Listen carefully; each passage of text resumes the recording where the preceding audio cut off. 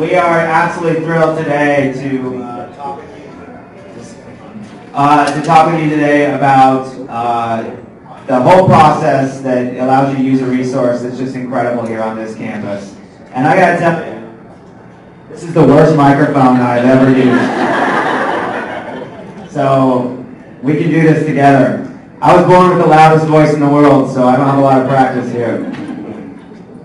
I'll tell you what, you work with me, you know that I do my work with passion. And the reason I do my work with passion is because what we do, educating people and allowing them to find greater things as they move forward in life, is absolutely a wonderful thing to be able to do. And that's why I am in love with doing this session today, because like our woman that gave us the keynote today said, it's about captaining your ship. And frankly, I can think of no better way to captain your ship than to take advantage of the tuition assistance program here on this campus. Because whether you want to learn because it's a passion or because you want to move forward and get a promotion in your job, man, this is the way to do it. And I'm just going to share with you, these are the folks that will be talking today. Hopefully their microphone will be better than this one. But I'm going to tell you, I present at 8th grade middle school fairs all the time, and everybody always asks me, well, Justin, I know you want to talk about your job, but how much money do you make? Because for them, that's all they care about. And while there are a lot of reasons to go get a degree, I want you to consider the fact that TAP is a great opportunity for you if for only reason that on an annual basis, you're talking about a $23,000 difference average between someone who has a high school diploma and a college degree. And Denise is going to talk for a minute about what it means to have a graduate degree. And there's lots of other statistics too. These slides will be available to you so you can use that URL, but just happiness, job satisfaction, healthier choices, improved self-esteem. We actually can show people live longer when they have a college degree. And then probably most importantly, that your children are far more likely to go to school if you take the step to go to school. So what I'm going to tell you is what we're talking about today, whether it be an undergraduate or a graduate degree, it's about making a change not only in your life, but in the life of your children. And we're going to talk for a minute, we're going to have Laura Bennett come up and talk about how it has made a change in her life. And we're going to get a real life story. Laura?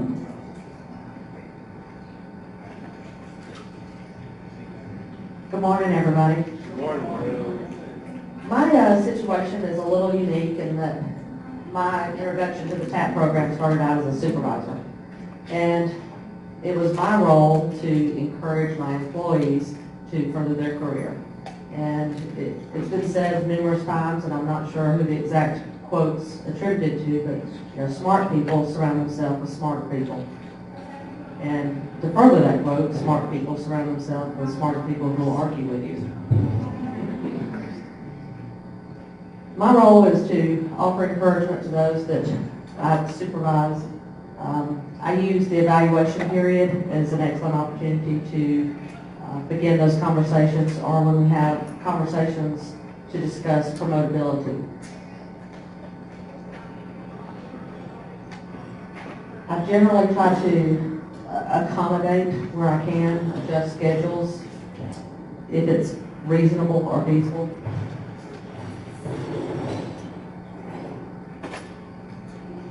And I think as your department or your unit or your group benefits when your employees obtain college education. Their writing skills improve, their communication skills improve. It's overall a benefit to your department. I've been with the university for 26 years, and I wish I could go back in time a little bit and had started the TAP program sooner for myself. But, that's not how I did it. And so now, I'm towards the end of my career, but I wouldn't change it because I've enjoyed the heck out of it. My own writing skills have improved. My own communication has improved. My confidence has improved. My ability to relate with students has been immense. The conversations that I have in the classrooms is knowledge that I could not get anywhere else. And I truly cherish the friendships that I've developed with the students.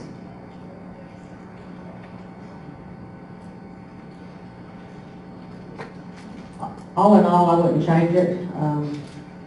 If I could go back in time, I would have done it sooner. I've enjoyed it. It's a great program, and it is a benefit. And as a benefit, you shouldn't ignore it. You should use it. Just embrace it and go with it. And as I said earlier, be the captain of your ship, know your destiny. Move forward.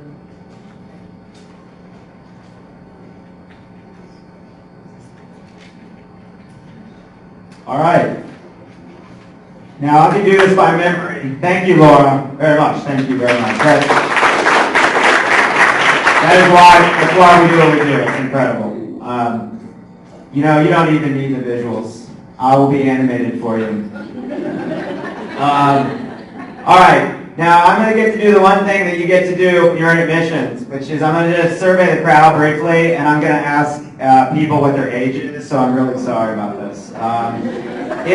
Because this might speed us up. Is there anyone in here who is under the age of 23 that's seeking to go to school? All right, that's okay. Wait. Okay. That makes sense. Second rule of admissions, believe whatever they tell you. Okay, so I'm going to kind of focus on folks who are over the age of 23, but just so you know, it's me. All right, there's a couple of things that I want to make sure that you're aware about with TAP, and there's probably some misconceptions. I feel like I'm a pop singer here. This is going to work. You must meet all UWG's undergraduate admissions requirements to seek an undergraduate degree. Dr. Overfield is going to talk about graduate education in a moment. You have to apply, just like any other student. So you'll use that URL, westgeorgia.edu/apply now. You got to go through that whole process. TAP is really just a financial arrangement that allows you to go to school for next to nothing, I guess. And then we do have an application fee. I know that surprised a lot of folks, but that is the only way that I run my office. So we appreciate that you want to go through this process, but there is a $40 fee to go through it. And unfortunately, I cannot have you take your diploma off the wall and bring it to me. You'd be amazed at things that I see in my job. So what I would tell you is just go to your high school, go to your college. If you need to get your transcripts, go to them. They would send it to us. It's very common for them in a sealed envelope, and we'll go through that process with you. So ultimately, for our degree-seeking students, they have to meet our requirements. And since everyone in here is 23 years of age or older, think of all the things you don't have to do. Okay, this is a long list. You'd have to have a high school transcript, test scores, and everything. But we're going to go by that. And for folks who, how many of you guys don't have a degree but have some college work? All right. So what I'm going to need you to do, if you're interested in doing this program, is to submit to me every college transcript from every school that you've attended. And we're going to just check to make sure that you have a 2.0 total GPA for all attempted college coursework. And we'll work with you no matter what the situation is. You come to me if you feel like maybe your GPA is going to be a little bit short, and we'll work through that. But ultimately, that is what I need for a transfer admission. If you have less than 30 hours, then you're also going to have to meet some of our freshman requirements, which is you're going to need to prove math and English proficiency. And we can do that through what's called the Compass exam. If you happen to have taken English or math previously at your prior school, we can work with that. If you took the SAT within the last 7 years, we can work with that. So we're pretty flexible. My goal is to get you access, but we're also the government. So there's these rules and stuff that we have to follow. If you're 23 years of age or older, which most of you said that are not in college, like I said, you got to prove that English and math proficiency. But I do want to add one thing, which is I need proof of graduation from high school. That can be a general equivalency diploma. That can be a college prep diploma in high school, a tech prep diploma. I just need you to have graduated from high school if you're 23 years of age or older to attend.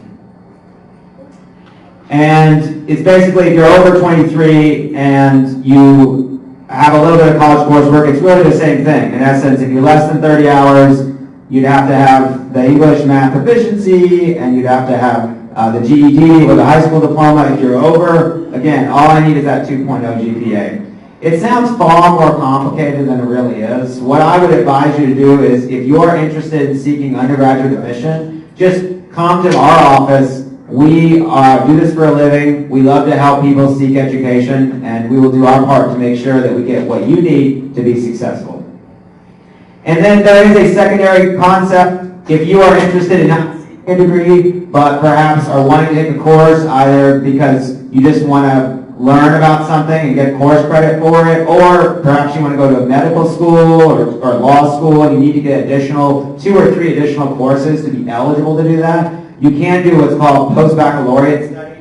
I simply need proof of your diploma at a college. So that if you have a degree at a school, then you're eligible to come to us and take courses. They aren't pursuing a degree, but they are able to give you credit. And so traditionally where I see people utilize this would be in a situation like to then go on to a professional school of some sort, or if they're trying to seek a certification and they're maybe missing a course, 1 or 2 courses, something like that. But for a lot of you, from a purely from a standpoint of just learning, this is probably a good road, and that you don't have to do orientation and that kind of stuff. You just would simply get the coursework and allow yourself to be enriched. So with that, speaking of enrichment, I'm here to help you. So if you need anything, this is my personal phone number, my email. All this will be available, but I am always available to help you, captain your ship, as she said today. With that, we're going to hand it off to Dr. Denise Oberfield to talk about graduate education on campus. Is it working? Okay, good. I'm kind of excited to be here to talk about graduate studies. I've been thinking about this a lot. I'm a first-generation college student, and college was never even a bachelor's degree. That just wasn't something that my family ever assumed that I would do or that any of us would ever do. And the idea now that I get to talk about graduate studies, and I'll talk just a little bit about why I did graduate work, is really exciting to me, that the possibilities are there for anybody. But the first thing I want to talk about is why pursue one. I guess I should push on the reading.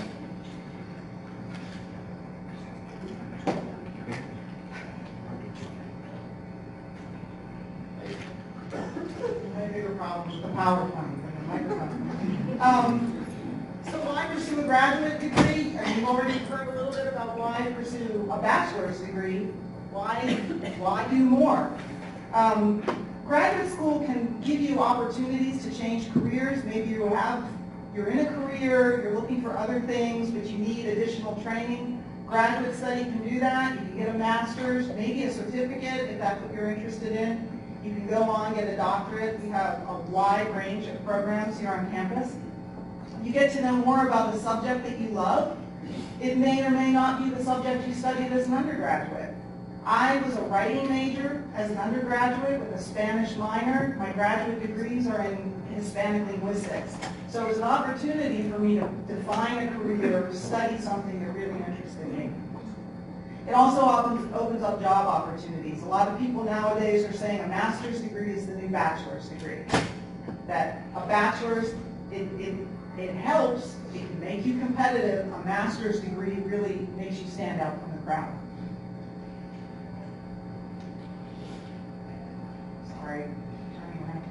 According to the Georgia Department of Labor, employment is growing in occupations across the state through 2020. Over 19,000 jobs in Georgia will be created in occupations that require a doctoral or professional degree. Professional could be an MBA, a law degree, something like that. 11,600 new jobs requiring a master's degree. Some of these jobs, we don't even know what they are. We don't know, but a master's degree will give you additional skills in critical thinking, in writing, in problem solving, things that a bachelor's degree puts you on the path toward, but a master's degree really refines those for you. And if you want hard numbers, a master's degree alone can earn you more than $1.3 million more in lifetime earnings. That's a lot of money. A lot. It doesn't guarantee it. And a lot of people do master's work, or maybe not doctoral work, but master's work because it's simply something they love. And they just want to pursue it in depth. So money isn't always connected to it, but it does help. So if you're interested in applying, I only have the general outline here for applying. Again, there's a $40 application fee. That is how the Office of Graduate and International Admissions is run. It's run on application fees. We need official transcripts. Again, we need evidence that you have completed certain minimum requirements. Contact the GSA in the college of the program that you're interested in to determine what other things are needed. The GSA is the Graduate Studies Associate. There is one serving each college that has a graduate program. I will admit it's kind of hard to find graduate school information on our website. So if you don't know who the GSA is in the program, for the program you are interested in, you can email me. I realize I didn't put my address up there. It's Dover5, D-over-5 at Wesco. Or you can contact the OGIA and they can tell you who it is. But that GSA can tell you what other requirements are needed, if there are certain exam scores, or certain graduate programs, if you want to pursue additional, say, teaching degrees, you may already need to be certified as a teacher. That kind of stuff needs to be looked at. So the GSA can help you with that. The OGIA website is an excellent resource, but as I said, if you try to go beyond that looking for graduates information, it can be tough on our site. So feel free to contact the office directly, or as I said, to contact me. Again, it's Dover5 at Wescott. So I really encourage you to consider graduate work. I think you would find it very rewarding. One of the big advantages to it, I forgot to mention, is that you get to develop in-depth professional relationships with experts in the field. And that's not always what you get at an undergraduate level. At a graduate level, you are pursuing research, you're pursuing specialization, so you get to know the faculty and your student colleagues in a different kind of way. And that's why the application requirements are just a little bit different because they're managed by the department. It's not an institutional thing. So I really encourage you to explore. We've got everything from English to MBAs. We have online programs, we have face-to-face programs. And we have TAP students in every single one of those. So I really encourage you to consider it. Thanks.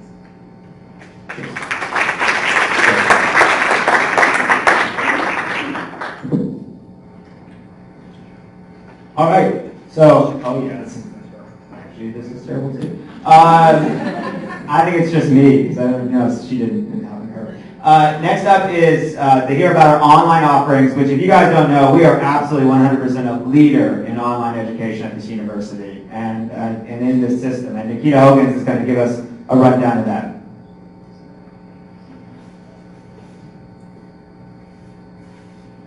Hi everybody, I am Nikita Hogans. I work with UWG Online, and want to tell you a little bit about UWG Online and the options that you have through the online programs. We know that online learning can be flexible, it can be convenient, but a lot of times we're not sure if it's a good match for your learning style. So UWG Online offers a tool that you can use. It's an online assessment called Smarter Measure. Smarter Measure is a web-based assessment that measures your readiness for learning in technology-rich courses. That can be online, hybrid, or even face-to-face courses that use a lot of technology. Smarter Measure measures things like motivation, procrastination, learning styles, technology skills, on-screen reading rate and recall, and it gives you an overview of your strengths and your weaknesses and provides you with resources on how to get better. So if you think online is not for you, and you find out that you have a few weaknesses with this assessment, you can use resources that they provide to get better so that you can make online an option for yourself. Now I'm going to talk a little bit about some of the options that UWG Online offers. First, for undergraduate options, I want to talk to you a little bit about the eCore program. eCore is a statewide collaborative in which UWG actually has administrative oversight of. eCore is basically your core classes, core areas A through E, completely online. So that's basically the first 2 years of your undergraduate degree you can get through eCore and take that completely online. Now, eCore does run on a different academic calendar than UWG. And you must note that you're taking eCore in your TAP form when you fill that out. Additionally, it requires an online orientation called the introduction quiz that you have to take before you can register. But other than that, eCore is you register for it just like you would any other UWG online class or UWG face-to-face class. And you can get those core areas A through E online. Additionally, UWG offers a couple of fully online degrees, criminology and sociology. And we also offer quite a few graduate programs. I'm not going to go through each and every one, but you can see there we have Master of Education in several different areas, Master of Science, even the Georgia Web MBA. Additionally, even higher than that, we have some specialist programs and some doctoral programs as well.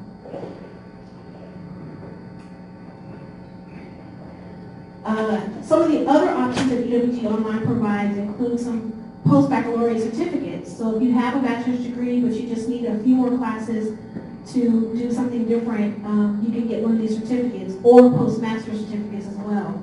And we even have a reading endorsement for those K-12 teachers. UWG Online provides a lot of support for their students. We provide a help desk for the Learning Management System CourseNet, and the help desk supports not only online students, but supports the entire campus with the Learning Management System. eCore has a help desk as well, so you can use them as a resource. UWG Online provides 2 eCore liaisons. I'm one of them actually. The other liaison is our Student Success Advisor, and so we have dedicated personnel just to help online students succeed. We provide CourseNet user guides and an orientation module inside the CourseNet system, which again is our learning management system that you'll use to take your classes online. UWG provides virtual tutoring through Smart Thinking, and also technology tutorials for all kinds of technology and software programs through Atomic Learning.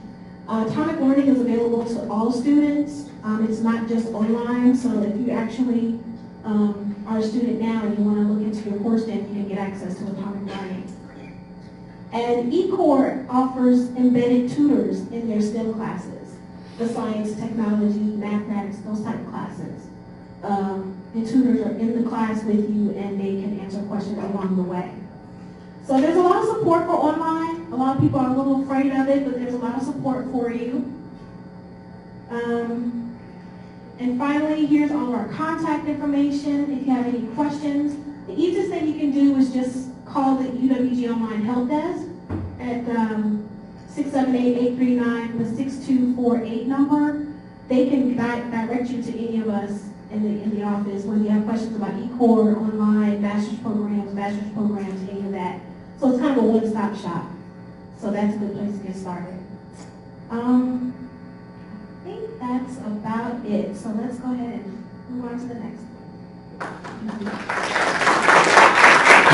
Thank you, So basically, at this point, you should have, if you're thinking through how we're doing this, you should have decided, do I want to get an undergraduate degree, graduate degree? I've gone through the admissions process. I've decided whether or not online is right for me.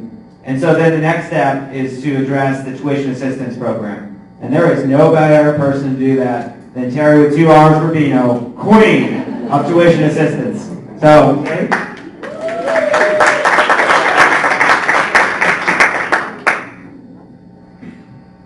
Good morning. Good morning. Welcome again to our back to school presentation. And I am Terry with 2 R's for Bino from Human Resources. And one of the roles I serve is the CAP coordinator. And that means that I'm here to help you get back in school. So West Georgia really is the best place to work, learn, and succeed. So have you thought about learning here, or maybe even one of our sister institutions. The Board of Regents has made that possible through the Tuition Assistance Program, commonly called TAP.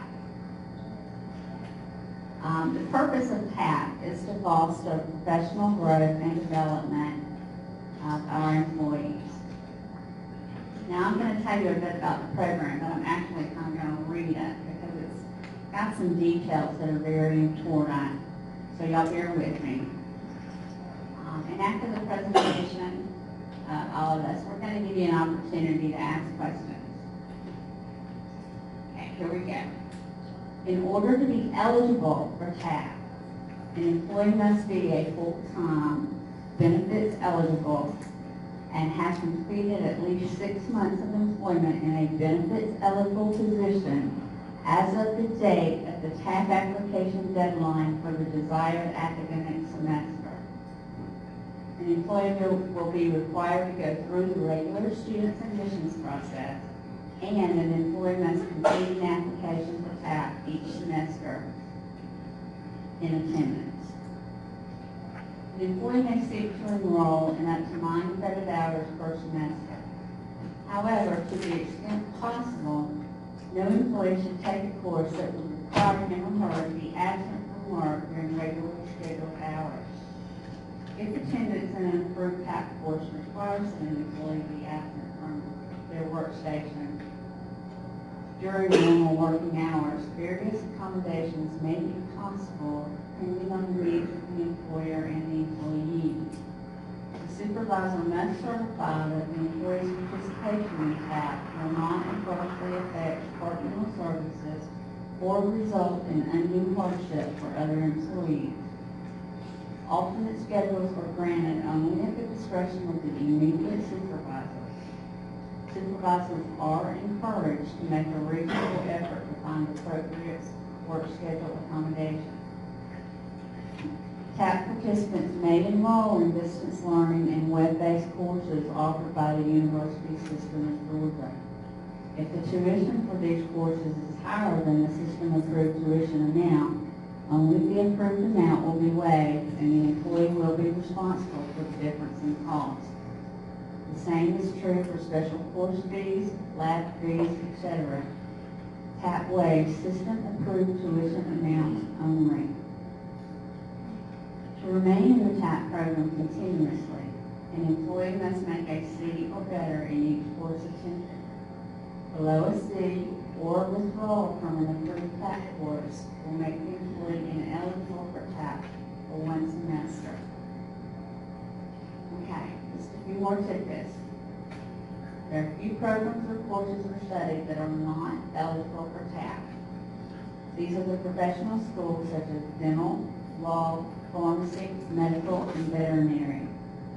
Other types of programs that are not covered include workshops, seminars, continuing education courses, special certifications, and related type classes. Nor will TAP pay admission fees or exam fees. TAP is a supplemental educational assistance employee program. If an employee is eligible for Pell Grants, the grant will be applied toward tuition prior to the TAP waiver. Finally, the federal government allows up to $5,250 annually in employer-provided educational assistance benefits as tax-free. The employee must pay taxes on any employer-provided educational assistance benefits which exceed this amount. The exceeded amount will be included in your wages, and a tax professional should be consulted for further information concerning taxable tuition. Now, what you really want to know is, how do I get in TAP? So here it is. Employees, make sure you are admitted into the institution of your choice by checking with admissions. Employee, see an advisor for assistance with classes. I'm sorry, y'all. Contact the advisory center for assistance. Employee, complete and sign a TAP application. Employee, submit the TAP application to your immediate supervisor for approval and signature. Supervisor, review the TAP application, approve or deny, and advise the employee. Supervisor and employee, create alternative work schedule if necessary. Supervisor or employee, forward to Human Resources by the published application deadline. Employee, keep a copy for your records. Employee, confirm application received in HR. Employee, register for TAP approved courses during the designated employee registration period of the teaching institution. Contact registrar for assistance. Employee, attend classes and give it your best. And that's all there is to it. Our TAP application deadline for spring semester this year is November 13th.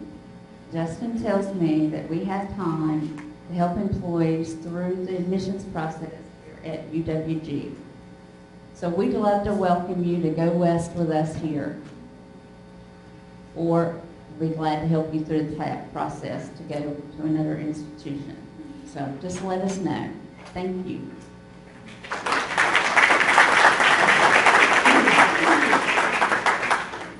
This is why I love working at West Georgia, because it is filled with experts. And I think you should all feel very confident that Terry is going to be able to provide you the help that you need. She's incredibly knowledgeable in that area. Someone else who's knowledgeable, I seek advice from her all the time, is my dear friend Dr. Melissa Tarrant. She's going to talk about academic advising with TAP students.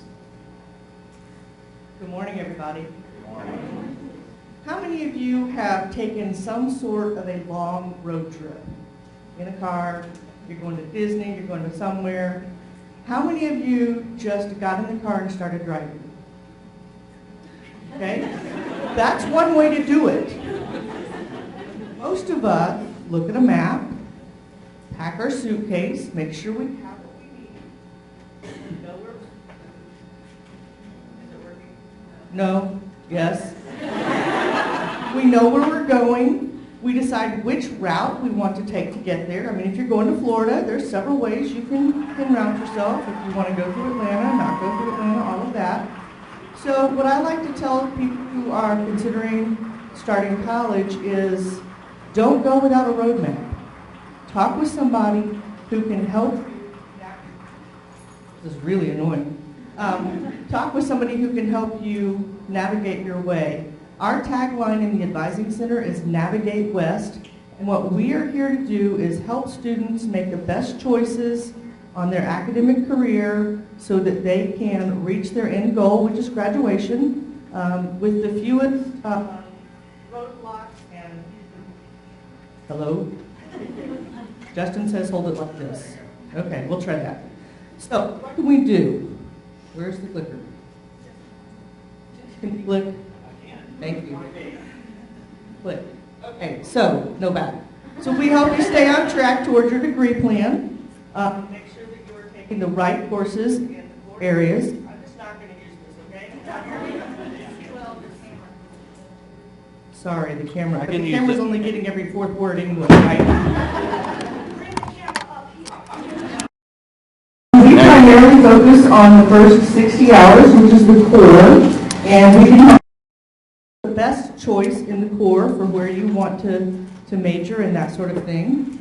We explain policies and procedures. It is amazing how many times students get tripped up because they didn't know about a rule. What do you mean I can't withdraw from another class? Well, you've already withdrawn from 6 and that's the limit, but I'm failing. I'm sorry. So all those different policies and procedures, we can help make sure you don't get tripped up by those. Prevent registration errors. JJ, how many students were taking a class this semester that they already had credit for? A lot. She said a lot. Can you hear me now? A lot. And so that really will mess you up with your financial aid. If you're on Pell Grant, that'll mess you up with TAP. That'll waste your time. So we can help make sure that you are not making registration errors, that you're taking the right courses in the right order, so that your prerequisites, those courses you have to have before you can move on, you take those in the right order. You build a relationship with a professional advisor who is there as a resource for you. So if you're not sure about how to approach a professor in a class, or you're not sure which direction you want to go, you can come in and talk to your advisor and they will help you sort that out. Hello, resources here on campus. We do have a very robust academic support program. We have tutoring, we have supplemental instruction, which is sort of a study hall class in tandem with.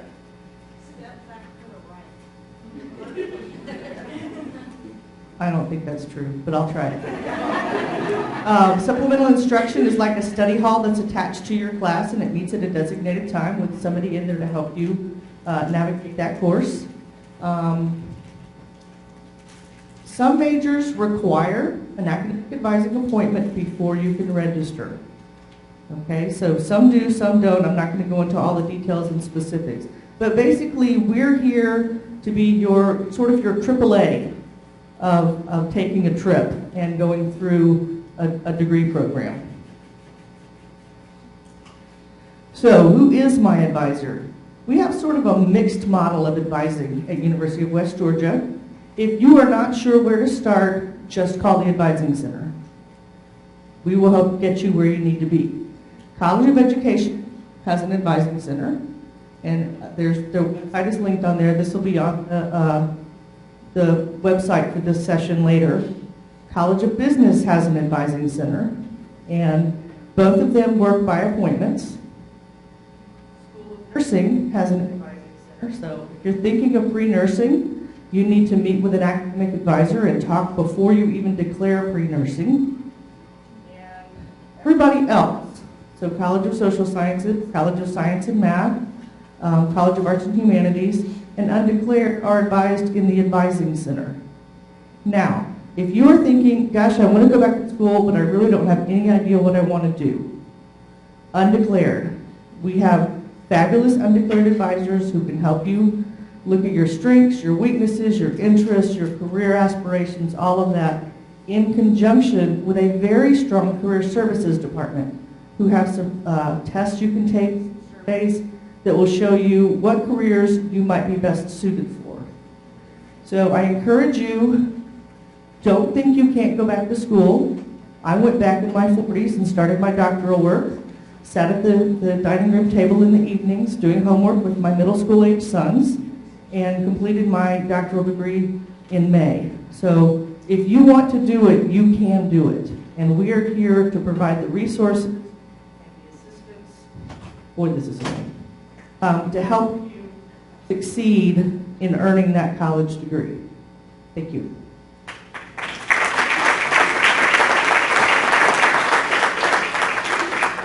All right, we're about to have an attack of the Jays. Ladies and gentlemen, Jennifer Jordan and Jennifer McManus to talk about registration.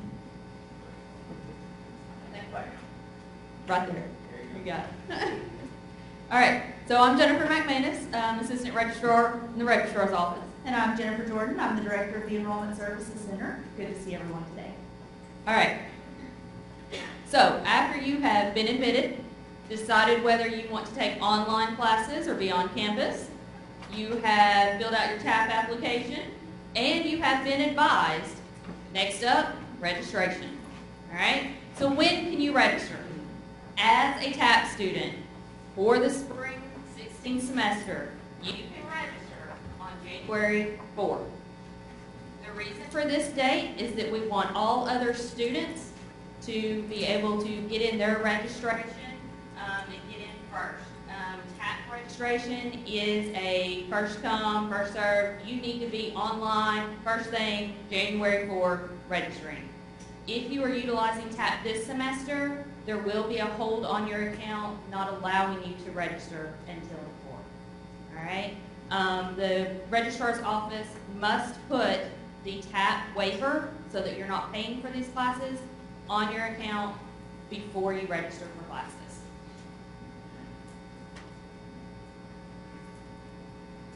Thank you, semester.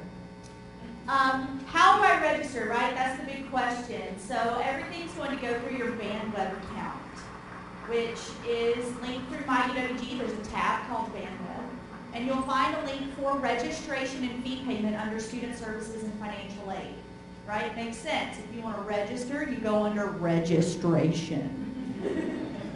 It's amazing, right?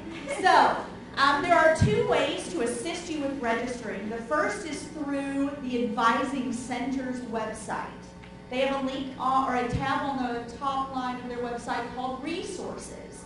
And if you hover over that, there's a section called Tutorials, right? Makes sense because you're going to watch a video on registration. And that'll actually show you how to go through Bandweb and add courses manually. The university has a new feature now for students who are registering called Schedule Builder. This is an awesome opportunity for you to say, here are the times that I can take courses, here are the times I cannot take courses, and here's what I want to take. And it will pre-make a schedule for you, right? Take some of the hassle out of the hunting and finding and making sure that this lab doesn't overlap with this class. And there are also how-to videos on the Schedule Builder form that pops up for you when you get into that system. What you want to make sure is that you have your highest priority course listed first when you're picking classes, because it's going to base that schedule around what you have listed as the first course. So it is really important that you have English 1101 in that first semester. As long as you list English 1101, it's going to build your schedule around the times that those courses are available. The biggest thing is you visit the registrar's website if you have questions about registration. I know that sounds a little bit redundant and slightly obvious, but the registrar's office website is a wealth of knowledge. However, the Enrollment Services Center is where you come to ask questions because we're your customer service for the registrar's office. All right, so before you can register, you want to check and make sure that you do not have any holds on your account. I just put up some of the most common holds that will prevent you from registering up here. The one that I mentioned previously was the registration hold that will prevent you from registering before January 4th. I want to make it clear that if you see that a class is full, go and talk to the professor. See if they'll allow you to get into that class anyways. Our professors are great with working with you, especially as TAP students, to put in an override for you to be in a class that may be full. So if you see that you have a registration hold until January 4th, please don't hesitate to talk to the professors. Some of the other holds that may prevent you from registering, maybe a fee payment hold, an immunization hold. We have these listed on our website, and it tells you exactly what to do if you see that hold on your account. This one's big, and Dr. Tarrant touched on it a little bit, is that when you're trying to register, you may experience some errors. And what Ms. McManus just said as well, if a course is full, it's going to not let you register, right? Does that make sense? Because there's no spaces left.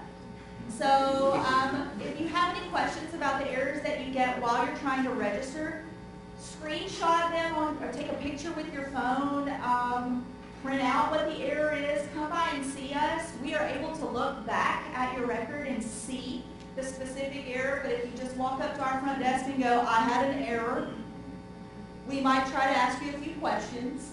So just make sure you're really explicit with us, and if we look back, there are some errors that we can fix in our office, but oftentimes it takes you going to the department or to the professor to resolve the error. So please don't be mad at us if you come to the ESC and then we have to send you somewhere else. And here's our contact information again. Enrollment Services Center, first floor, Parker Hall. The registrar's office is conveniently right above our office. However, if you go up there, they're going to say, have you seen the Enrollment Services Center? So please don't hesitate to give us a call or come by or shoot us an email. We are here to answer your questions.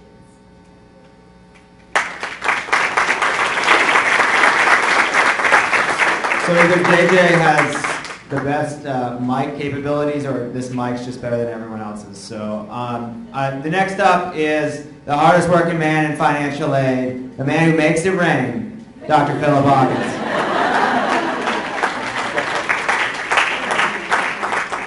Next slide. Did that work? Okay, yeah, it did work. Okay.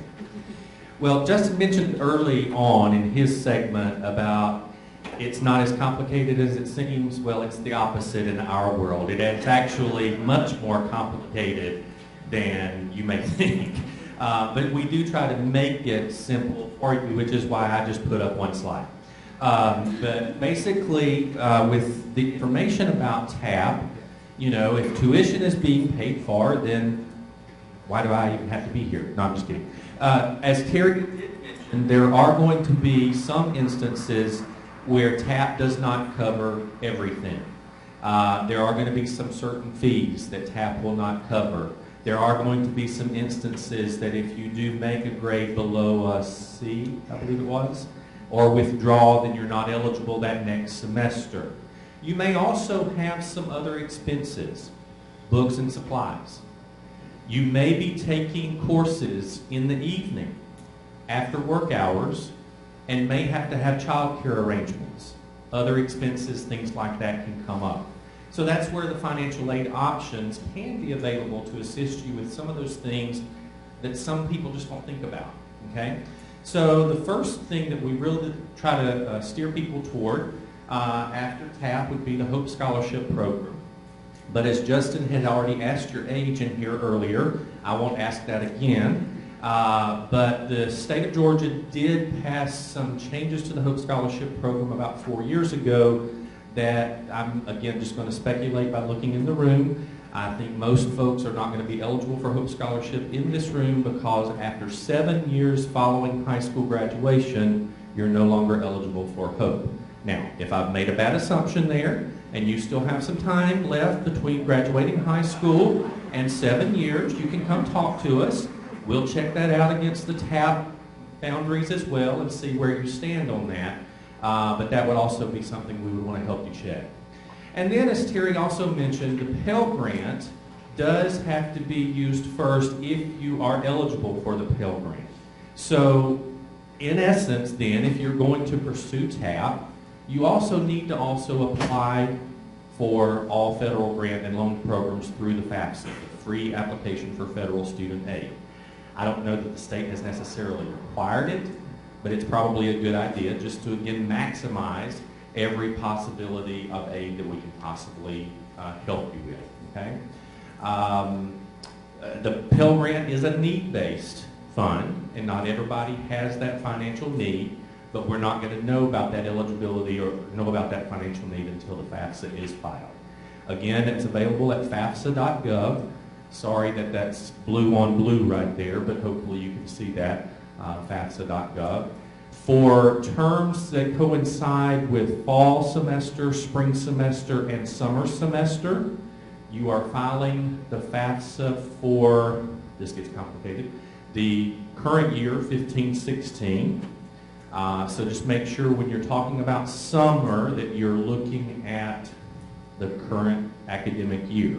Okay, summer kind of always comes at the end for us. Okay, if you're going to be waiting and postponing enrollment maybe until next fall of 16, then it would be the 2016-2017 FAFSA, and that's always available in January of every year. Okay. Student loans are also available to help you meet some of those additional expenses, and the FAFSA is the application process for that. But as we do with all of our students, employees or not, we advise you to take caution when you are considering student loans. It's not that loans are bad, but they do have to be repaid. And sometimes students of all ages do tend to forget that those loans have to be repaid, okay? And they follow you forever if you do not repay them. Okay, so just take caution there. They are an option, and they can help meet some of those gaps in costs that TAP doesn't cover. But again, we just advise you to take caution. Okay. I think with that, I am done. I will just make sure that I've covered everything that I had noted here. Yes, so I'm done. Oh, and have a contact us there, please.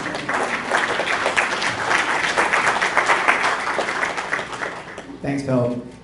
So, last up is Scott, and I had the opportunity to sit down with Scott a couple of days ago, and it really reinforced to me. I feel like a pop singer. It really reinforced for me why we do what we do, because really I get up every day with incredible passion to serve the students, the faculty, and staff on this campus. Work with some of the best people, work with some of the best students, and David is certainly one of those. Scott is one of those folks. Oh, I think your name's David. That's official. It's okay, so I'm not crazy. Okay, so Scott, it's your turn to battle this mic. My name is Scott Korbianski. I work in facilities and grounds. I'm in the grounds department. My TAP experience is a little bit different than Laura's. I came here in 2007 as a traditional undergrad. Right out of high school, went to Kelton right across the street. I was your stereotypical undergrad, went straight to Greek life. And that was a good decision, and then sometimes it caused me a little bit of trouble. I stayed out a little bit too late, didn't study quite long enough, and it took me a little bit longer than it should have to graduate originally.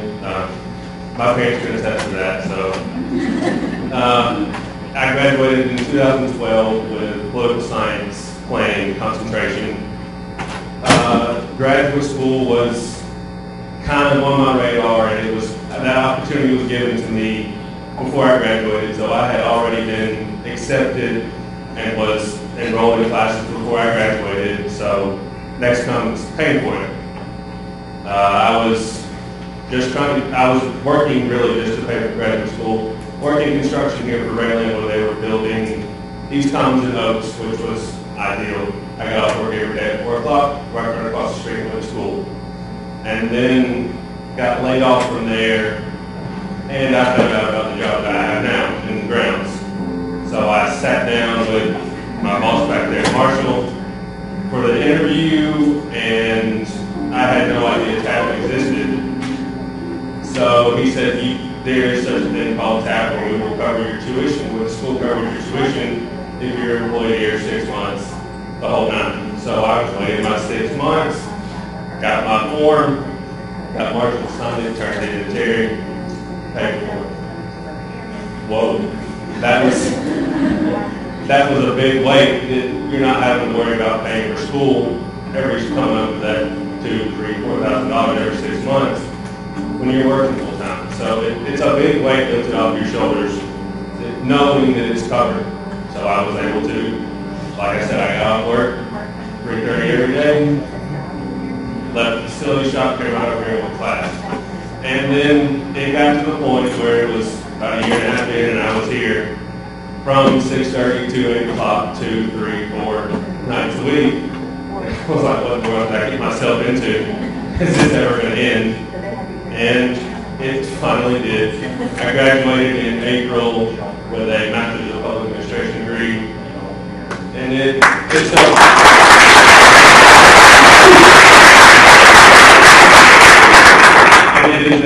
a pretty good feeling when you walk across the stage and shake Dr. Murray's hand, let your mom take your picture, and the whole night you get dressed up. So it's a pretty good feeling when that's all said and done.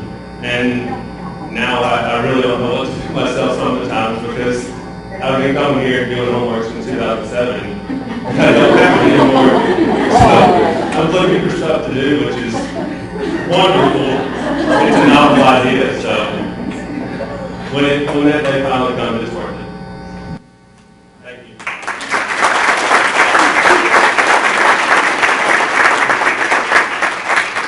Scott, I haven't mowed my yard in weeks, and my dog needs to be walked, so we'll get in touch.